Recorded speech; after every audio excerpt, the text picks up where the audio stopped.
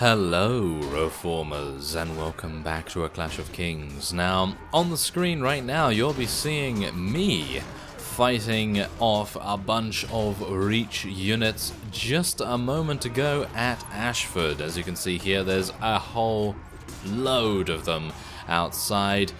And yeah, there was about, what was it, 750 or 800 units or something like that, and Elias was just standing on the battlements. He was just wailing on them with Coldbringer, and they had no idea what to do. They were literally not dealing any damage to him whatsoever. He eventually ended with about 20% HP or something along those lines. Pretty harsh, I've got to say. And now we're here. Yes, now we are here. This is our current situation. We have John Lothston just over there, and Ashford and Longtable are both ours. You know why? Because of me. Yes, because of Elias. Not me, because of Elias in actual fact, because none of the other vassals decided, hey, you know what? Maybe we should go and help that guy. No, they did not. Yeah. They did not help us at all. Apart from Aegon, actually. Aegon was the only one to actually turn up, and he helped us out. He had about 318 units now. He's lost a couple since his 420. Oh, yeah. And yeah, so that's a little bit of a shame. Now, many of you on this particular series, I'm not entirely sure why this particular series more than any other, but a lot of you have been asking what my difficulty settings are. Well, usually I will go with normal, good, and low, and that is of course damage to myself, damage to allies, and then it is combat AI, and then campaign AI. Campaign AI usually is on low, because I hate that. I really do hate it. The setting is very annoying. Usually it ends in grinding situations against, you know, various factions that you're trying to eliminate because they're so fast at getting their units back. It's kind of pointless. So usually I have that on low. Obviously they do have a little bit of calculator. Yes, they usually make calculations relatively fast when you have the campaign AI on good. And that's actually what I have right now. Let's actually just take a look. As you can see here, this is my current battle size, my combat speed, everything is basically on normal, good. Sometimes I actually like to turn this down because, I mean, as you can see, it actually makes the difficulty rating percentage go down hugely.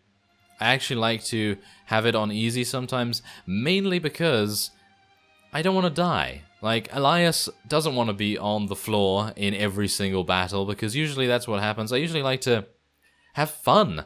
You know, I usually like to have fun. I usually like to run in to fights and have fun. And I think the main reason why we're not actually taking that much damage right now is because in the initial parts of this series, I think in the first 10 or so parts, while we were still getting established, this damage to player was on easy, and I think the campaign AI was also a bit lower. I think it was on, what was it, on average? I think it was on average at the time.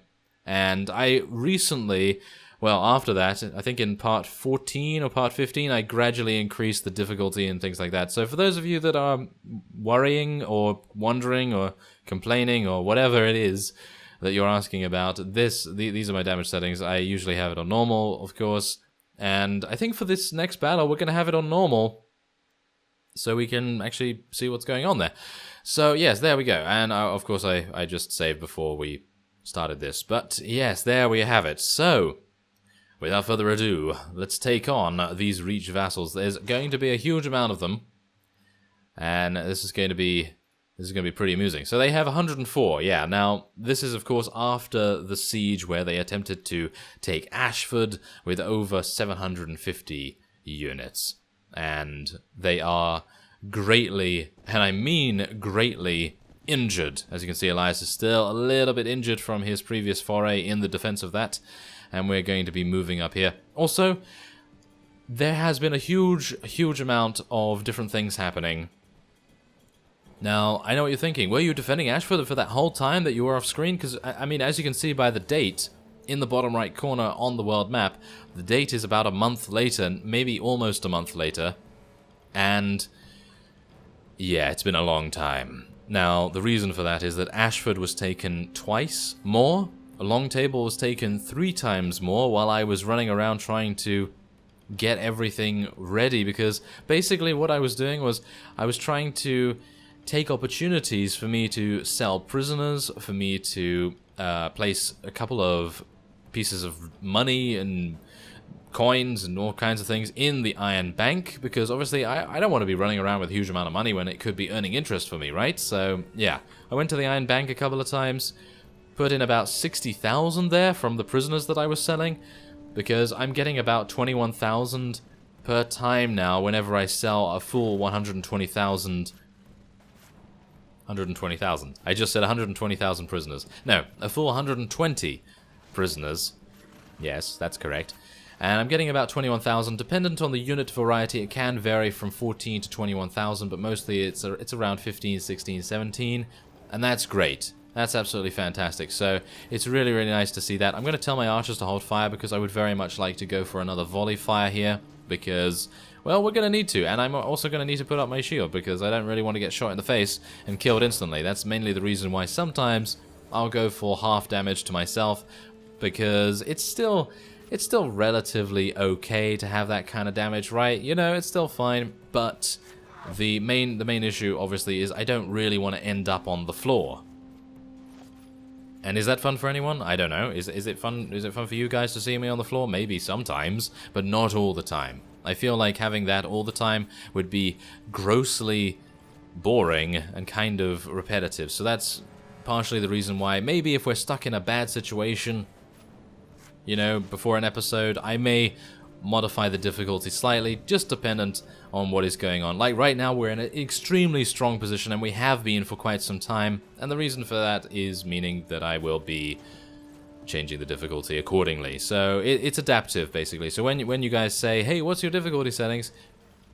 It could be anything in that episode. It could be anything in that episode. So that's basically the reason why I wanted to mention that, so you guys know that it's actually not going to be a fixed thing. I do change it every now and again, dependent. Like if we're running away, and you know bad things are happening, then it would be kind of nice to be able to have a bit of an advantage, but not an advantage that will give me certain victory. You know, I don't want certain victory. I want to have a bit of a difficult time. I don't want to have too much of a difficult time, because that gets very tiresome as well. Having to level up your army again and again, that's very annoying. But I want to make sure that things are balanced enough, because usually, you know, it's absolutely fine to think, hey, you know what, I'd like to have a bit more of a challenge, or hey, I'd like to have, you know, maybe this particular bandit party or whatever not be able to kill me as easily because I have literally no units or something along those lines. Obviously, I'm not the greatest player. You know, I mean, you guys know that. I'm not the greatest player of this. I don't actually pride myself on being good at combat or anything like that. I just find it a huge amount of fun to participate in combat, and that's usually the reason. No! Armed villager! Armed villager fell unconscious. Yes, he has returned. We did actually have 8 of them, in actual fact. But, yes, we only have 1 in our army right now. So, oh, he got himself knocked unconscious somehow. I'm not entirely sure how that was even possible, but yes. As I was saying, I like to make sure that we are having fun and that it's an entertaining episode, and that's basically my goal with every single episode. I like to make it entertaining as possible for you guys, because if it's not entertaining, then I'm failing. I'm failing pretty badly there, so that's exactly the reason why I like to modify the difficulty slightly, you know, every now and again. And if we're down on our luck, then it's always a better idea to be like, hey, you know what, I'm gonna see what I can do against 30 bandits by myself. You know, that sort of thing does happen every now and again. Sometimes you get defeated really badly by a bunch of vassals and you get caught out. Like, for example, there was actually a siege earlier on in this month that took out basically all of my guardsmen.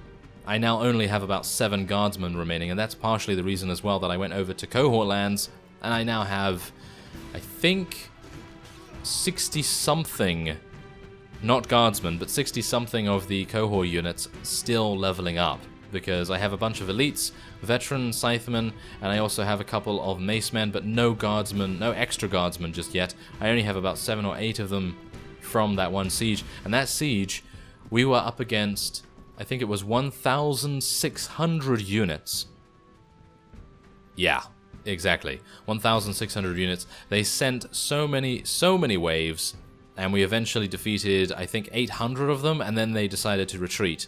And that was absolutely... I was just thankful for that, because the layout of Ashford is not actually the greatest. As you could probably see from the clip earlier in this episode, the AI on your side doesn't actually seem to be very smart when it comes to utilizing the bottleneck.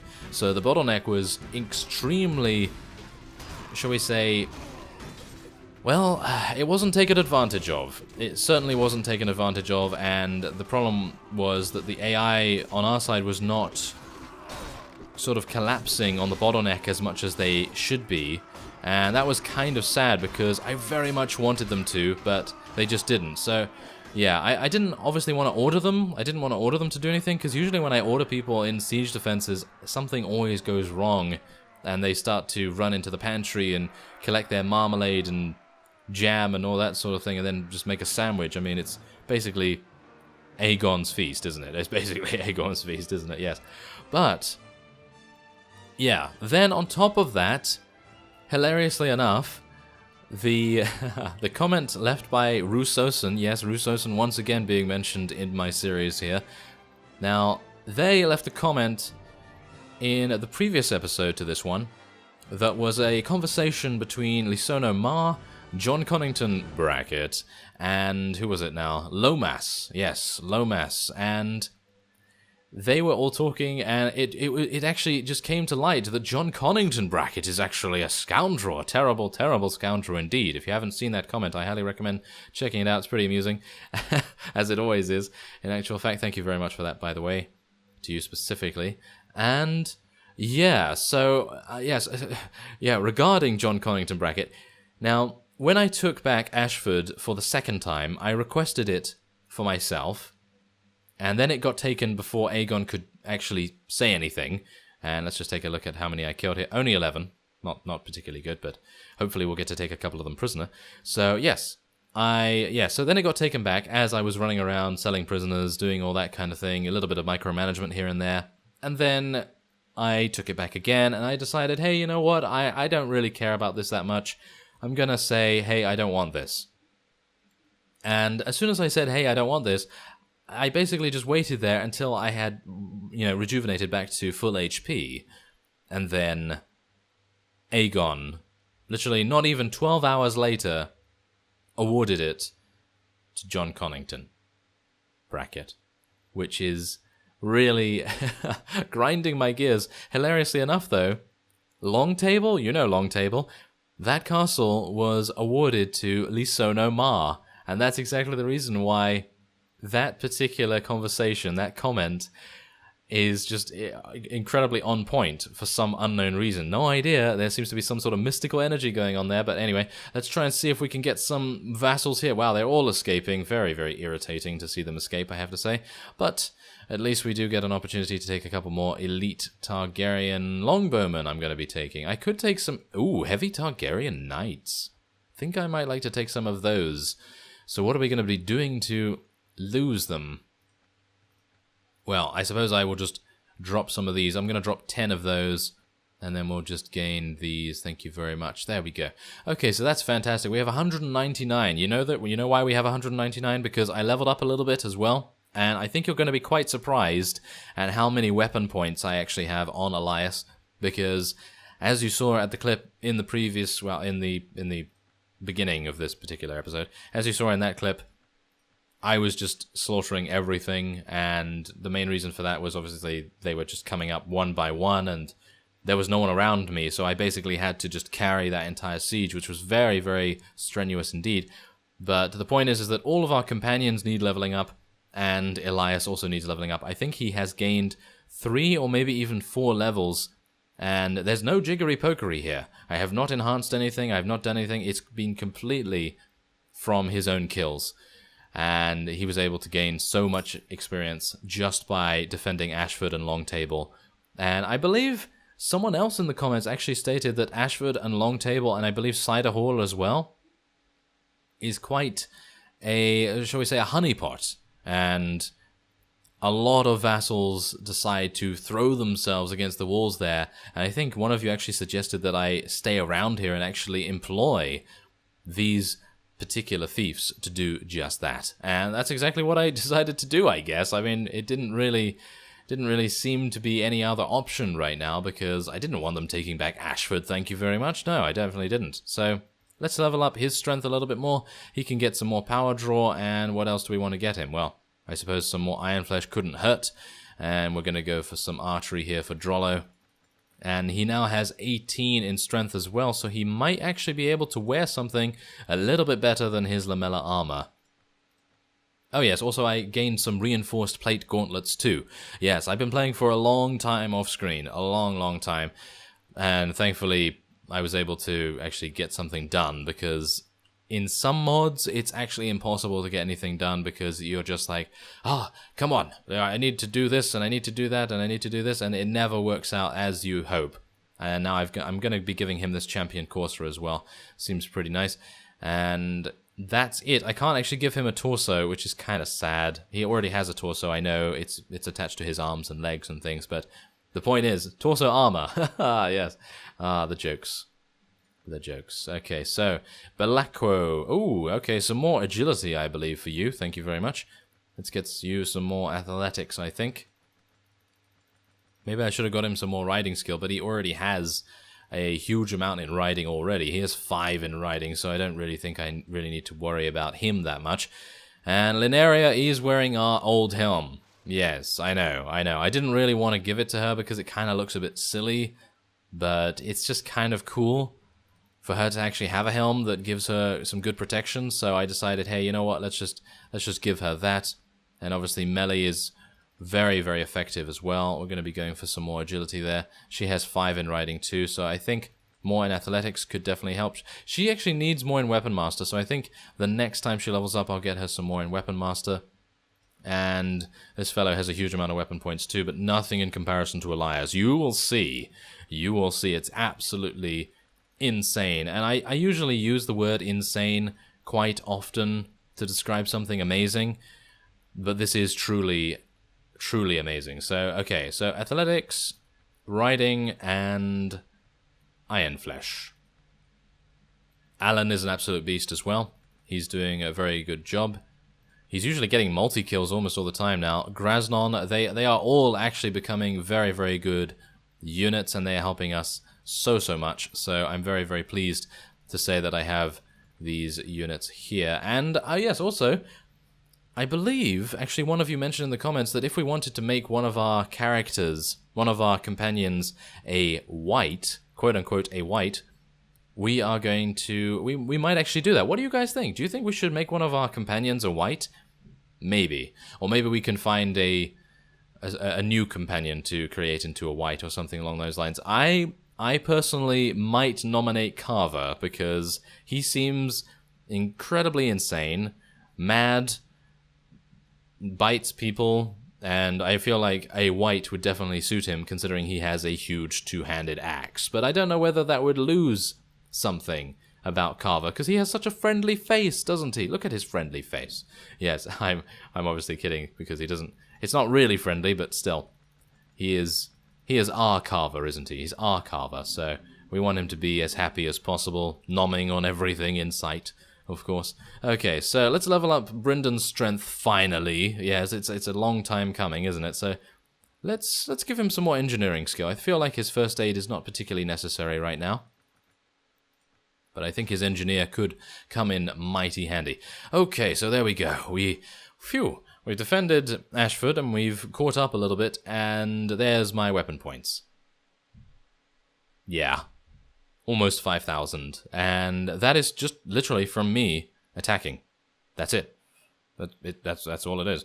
That is pretty insane. Pretty insane. Obviously, it takes a huge amount of points to actually level up these things. I only have Weapon Master to 260, unfortunately, and I don't think I can get any more unless I improve my agility further, which might actually be the way to go, because that would give us some more athletics, it would give us some more... Would it give us more foraging? Yeah, it would give us more foraging as well, so it might be an idea to do that. Or we could go for some more prisoner management, more leadership, and things like that. I actually don't know. Considering we are on the way to getting 18 agility. I'm going to just go for 18 agility, and then we're going to go for some more charisma. And we're going to get more in athletics here, more weapon master, because I feel like that's kind of necessary. And then, let's see. Ooh, we could go for 2 points in foraging here. I think we're actually going to do that. Why not? And now we have the opportunity to spend even more of our weapon points.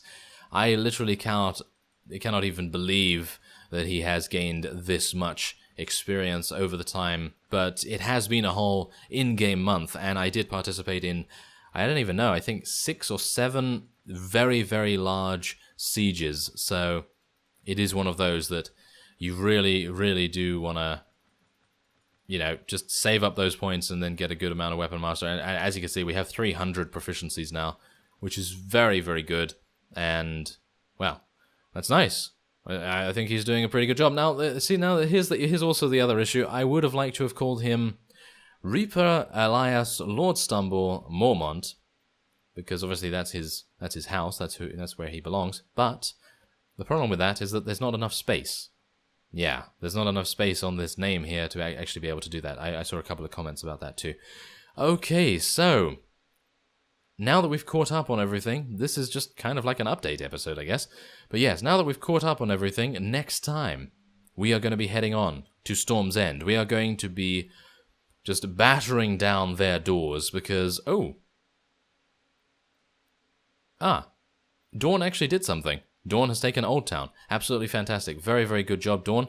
And apparently the Riverlands is now eating into the Reach as well a little bit, I think. I think that changed colors, didn't it? Well, never mind. The one thing we are going to do is batter down Storm's End. They only have, 1, 2. And, yeah, that's it. Yep. 2 castles apart from Storm's End. And then the Stormlands will be eliminated. That's going to be a pretty amazing thing. Hopefully we'll get Storm's End down pretty easily, because obviously there's going to be a huge amount of vassals running around there as well. But I do have a whole load in the garrison at Crow's Nest. So I thank you very much for watching this kind of partial update episode and me talking about all kinds of different things. And I hope you enjoyed it. So I thank you very much for watching, and I will see you next time.